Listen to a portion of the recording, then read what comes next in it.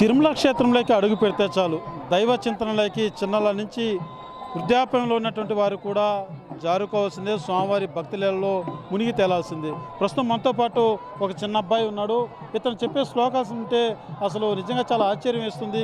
ఇంత చిన్న వయసులో చాలా అద్భుతమైనటువంటి శ్లోకమ్స్ కూడా చెప్తున్నా. ఒకసారి మాట్లాడించేటువంటి ప్రయత్నం చేస్తాను. ఏం పేరు నాన్న నీ పేరు? Shashank.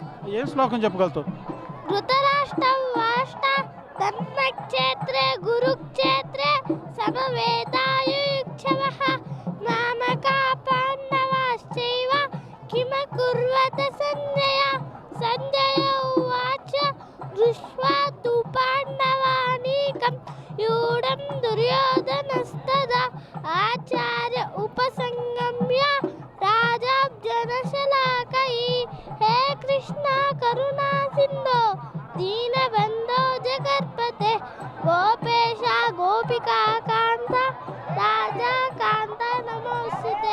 Thank you. Om Namo Venkatesha. Very good, చాలా అద్భుతం నిజంగా.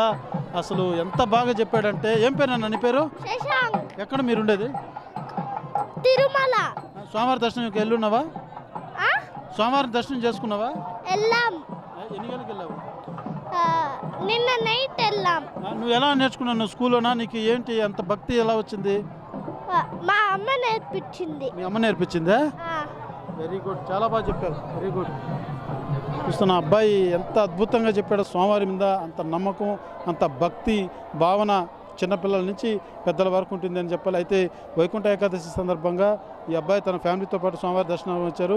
స్వామివారి దర్శనం అనంతరం ఇక్కడ మనం కనపడడంతో మనం ఆ అబ్బాయి ఒక చోట నిలబడుకొని స్వామివారిని చూస్తూ శ్లోకమ్స్ అన్నీ కూడా చెప్తున్నటువంటి తరుణంలో మనం మాట్లాడించేటువంటి ప్రయత్నం చేశాం. అయితే చూస్తున్న చిన్నపిల్లల నుంచి పెద్దల వరకు కూడా నిత్యం ఆ యొక్క స్వామివారి నామస్మరణ జపించాల్సిందే.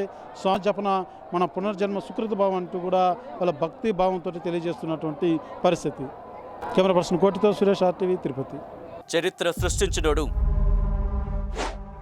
ఇప్పుడు ఆ చరిత్రని తిరగరాయబోతున్నాడు. అబద్ధాల గోడల్ని బద్దలు కొట్టి నిజాలను రాగా మీ ముందుంచబోతున్నాడు. నిజమైన వార్తల కోసం వెంటనే డౌన్లోడ్ చేసుకోండి రా యాప్ని.